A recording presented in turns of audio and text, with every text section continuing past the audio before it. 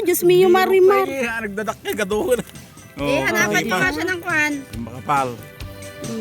Yan, yung mga tumitira sa aming sibuyas. Yung may itim, may batik, gano'n na. Diba? Ayun, karami Yung mga salot ng aming sibuyas. Nawagan ka na sa mga manginginog. Kung pwede lang pulutan niya. Cover na gawing pulutan to. Ang dami, Diyos mio.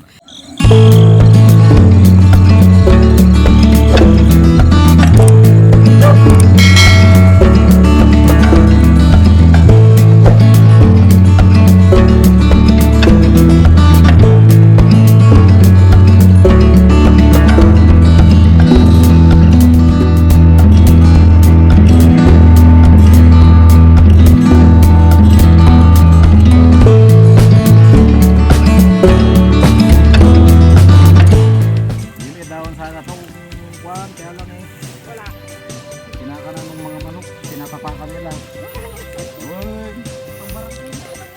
Uy! Ilan! Para kasi doon ay si Ante! Balik mo yung Jollibee! O, diba? Ang ganda ng laman. Walang tapon.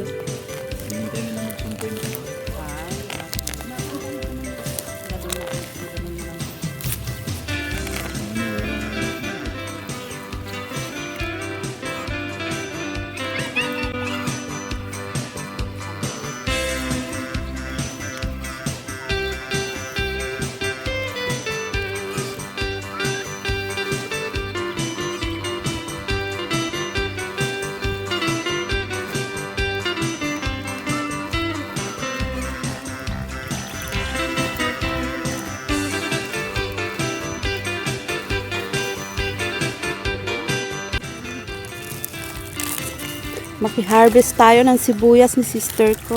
Ayan.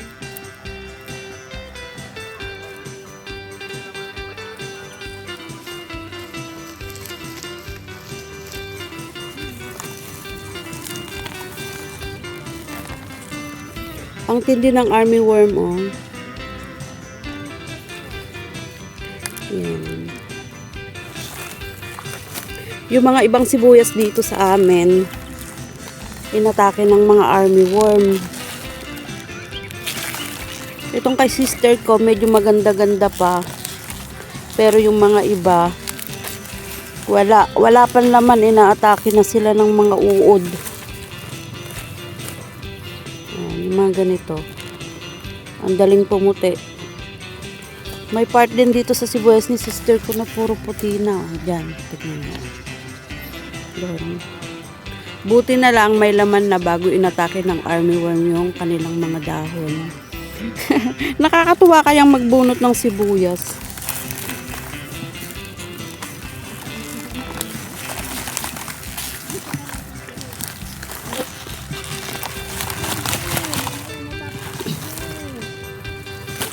Last year sa mahal ng sibuyas, pati ganito.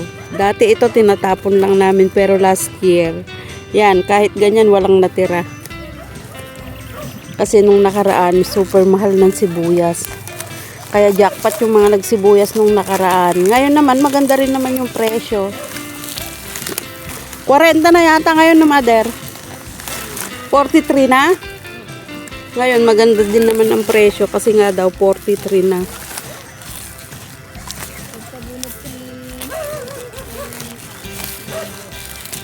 O, ni si Mang John nung nagpabunot, 40 pa lang. Ngayon, 43 na. Wow. Jackpot si sister ko.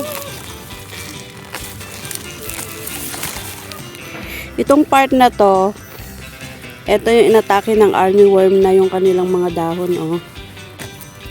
Buti na lang bago inatake, nakalaman na. Ang nakakaawa yung mga ibang magsasaka na hindi pa nakapaglalaman yung sibuyas, inatake na ng army worm. Ayan. Ayan, tignan naman ninyo, oh.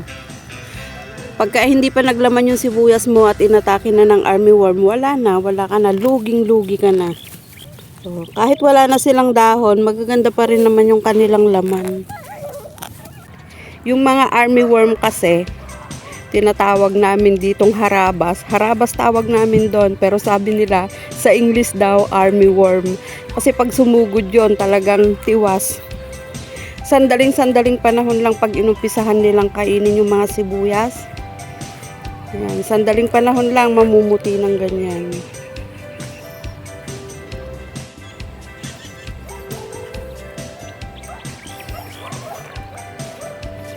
Maluwang tong sibuyasan ni sister ko, bali 2 lata to. And thankful naman kasi malalaki yung laman. Kaya tuwang-tuwa rin yung aking pamangkin. Buti nga sabi ko itong kay sister ko bago inatake ng army worm. Nasa mga dahon pa lang and may laman na. Yung mga iba kasi kinakain pa pati yung laman ng sibuyas. And pag nangyari yon, wala na. Bubutas-butasin na ng mga army worm yung sibuyas.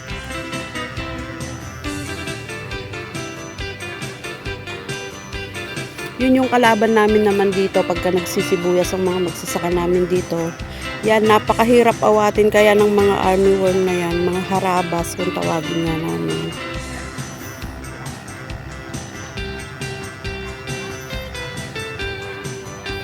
Oras na pinasok nila yung mga dahon ng sibuyas, wala na. Mamumuti ng ganyan. Buti na lang nga, malalaki na.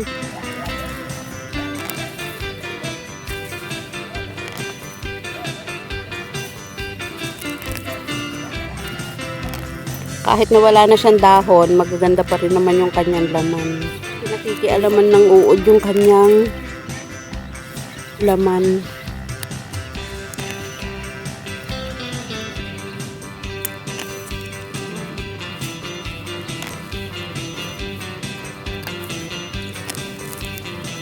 Ah, Diyos mio, Marimar.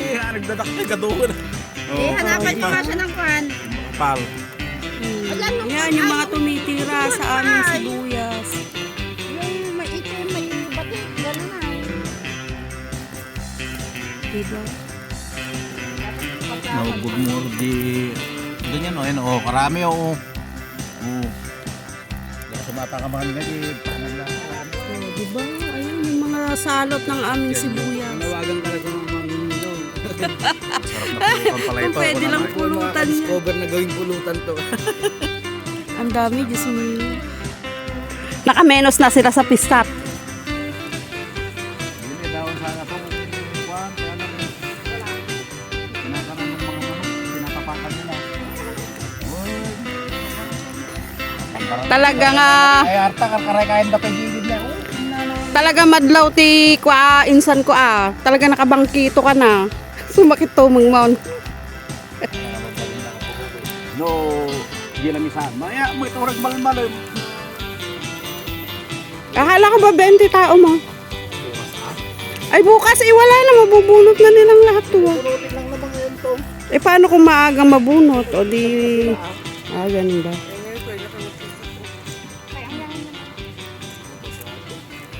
Ay, ibig sabihin, bukas pa ang pisat na ere. Bubunutin lang para mabilis na bukas. Sabi mo, Sabado, 5 lang yung tao mo. Ano lang naman. Bukas ang 20. Oh, libre pa ang kuhan, mauulam na katulay dito. Oh, bumuka-buka na.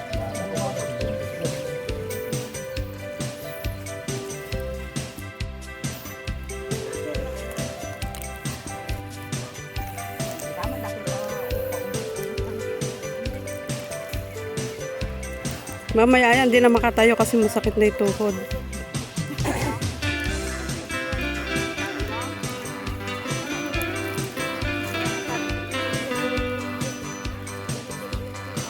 Mama, kwan na. Magpistak na tayo.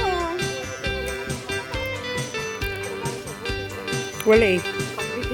Kaya nga sabi ni bata lang daw siya ng bata din.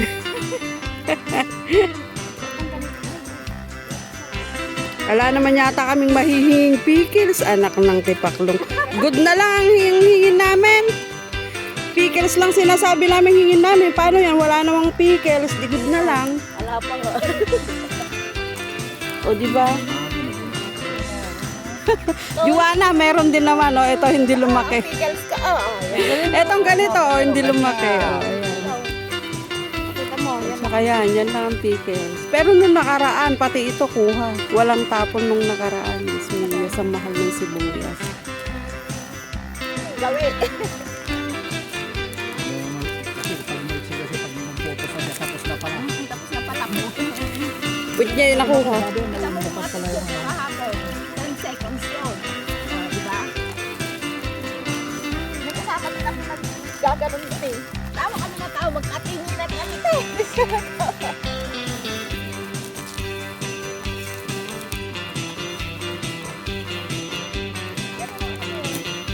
Kasama nila, mother.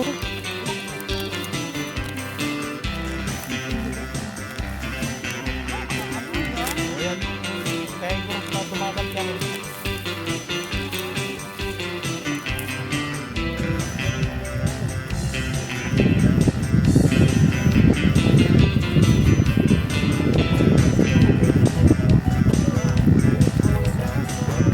Ay, galing naman ng baby Teya namin, ay.